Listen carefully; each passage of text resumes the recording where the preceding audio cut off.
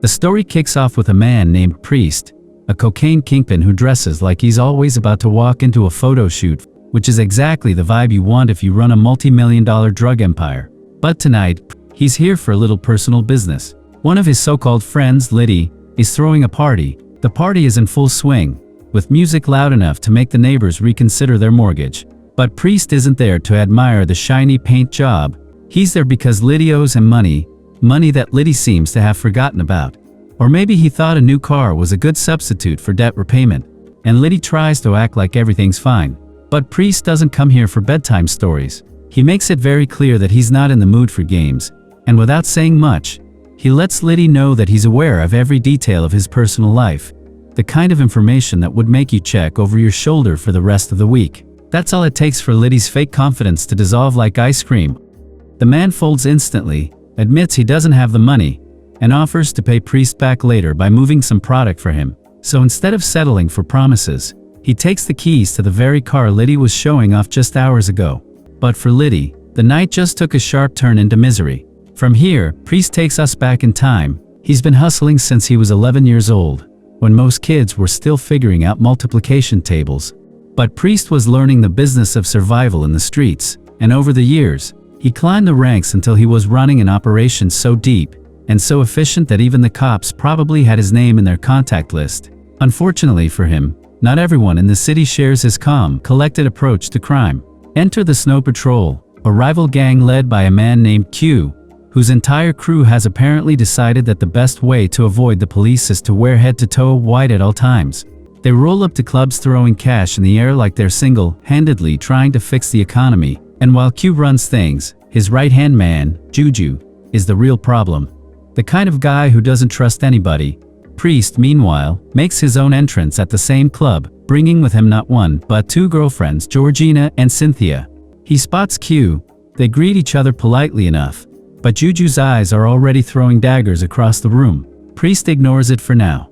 The night's still young. Hours later, as the club empties out, Priest finds himself face to face with Juju outside. The man starts provoking him, clearly looking for a fight. Priest, always preferring brains over brawn, tries to walk away. But Juju has the persistence of a spam email. He keeps pushing until things get physical. And when Juju reaches for a gun, Priest moves faster than you'd expect from someone wearing that much designer fabric.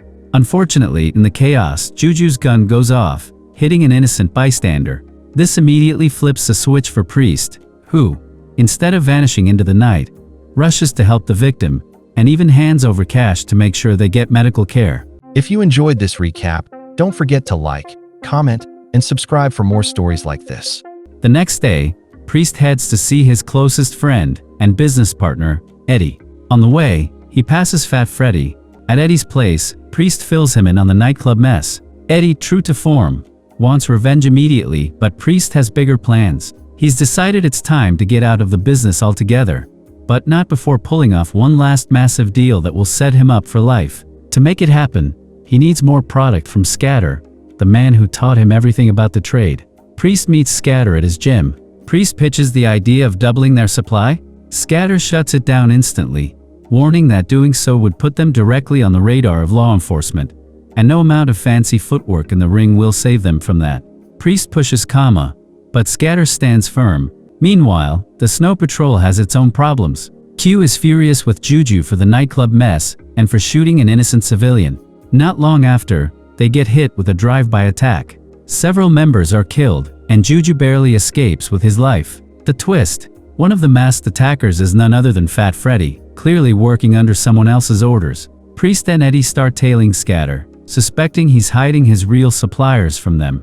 Their pursuit takes them from Texas across the border into Mexico, where Priest ditches Eddie and tries to follow Scatter on foot. This does not go smoothly. He's quickly caught and hauled into the presence of Aldebito Gonzalez, one half of the infamous Gonzalez brothers who control a huge slice of the drug trade. Aldebito isn't exactly thrilled to see an uninvited guest, but Priest plays it cool. Then, in a bold move, he needles Aldebito about his family drama, pointing out that their mother clearly favors his brother. Aldebito almost tosses him out of the plane they're in, but Priest doubles down and convinces him he's worth the risk.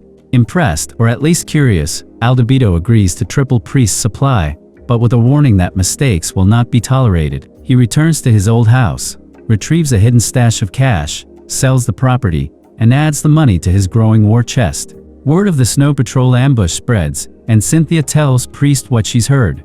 Over at Snow Patrol headquarters, Q is buying a casket for his fallen men while Juju insists Priest was behind the attack. Q doesn't buy it. Meanwhile, during a shooting range session, Priest learns that Eddie was the one who ordered Fat Freddy to carry out the ambush. Priest is furious, and makes it crystal clear this is not how he operates. At an art gallery owned by Georgina, Mayor Atkins is giving a campaign speech. Priest, always thinking 5 moves ahead, encourages Georgina to keep close ties with the mayor. But the night takes a tense turn when Q confronts Priest about the ambush. Priest denies it, even covering for Eddie to keep the peace. With Aldebito's supply now flowing in, Priest's operation explodes in scale. Product moves faster than ever, and Scatter finds himself completely shut out of meetings with the suppliers. Priest celebrates his growing fortune with Georgina, reassuring her that they're close to being free of the game entirely. To cap it off, they throw a house party so extravagant it looks like it was sponsored by every luxury brand on the planet. Eddie shows up wearing a $600,000 watch, because apparently, blending in is not something this crew has ever considered. Fat Freddy approaches him, asking for cocaine to sell. Eddie refuses at first, but then, in a moment of questionable judgment, hands over a small amount. That tiny decision turns into a huge problem. One of Freddy's girlfriends tips off Snow Patrol that he was at the ambush. They come for him ready to end his life, but are interrupted by 2 corrupt cops, Franklin and Mason, who arrest him for possession. Under pressure, Freddy's girlfriend spills everything, including Freddy's involvement in the attack, and implicates Priest in the process. Freddy is released, only to be murdered by Franklin soon afterward. The crew is devastated by Freddy's death. Franklin and Mason visit Priest, offering him protection from law enforcement in exchange for working under them. Priest refuses until weapons are drawn, leaving him little choice but to accept. Later, he discovers Eddie gave Freddy the cocaine and nearly strangles him in rage. Georgina advises Priest to leave the country, while Cynthia urges him to fight back. Priest opts to disappear, converting his wealth into cryptocurrency for easier escape. At Freddy's funeral, the dirty cops collect their payment. Scatter unexpectedly appears, ordering Priest to accompany him to Aldebito. Scatter claims Priest is trying to quit the business. Aldebito soon learns that Scatter has been stealing from him, and kills him using a chemical dissolution machine. He warns Priest there is no such thing as walking away. Snow Patrol soon invades Priest's mansion. Cynthia is killed in the firefight, but Priest and Georgina fight back, using fire to trap their attackers. Juju survives and pursues them in a high-speed chase. He crashes while Q continues pursuit but dies in an accident. Eddie approaches the Snow Patrol, claiming he wants to switch sides and offering information on Priest's hideout. He leads them straight into a police ambush. Juju is killed, revealing Eddie was helping Priest all along. Priest later meets with the mayor, using incriminating evidence to force him into cooperation. Aldebito's mother learns of her son's betrayal toward his brother and executes him using the same chemical bath. Priest hands over Mason to the police, leading to her arrest, and brutally beats Franklin in revenge for Freddy's murder. The film closes with Priest and Georgina relaxing on a luxury cruise in Montenegro, finally free from enemies. Eddie continues running the operation, framing the entire scheme as Priest's retirement plan.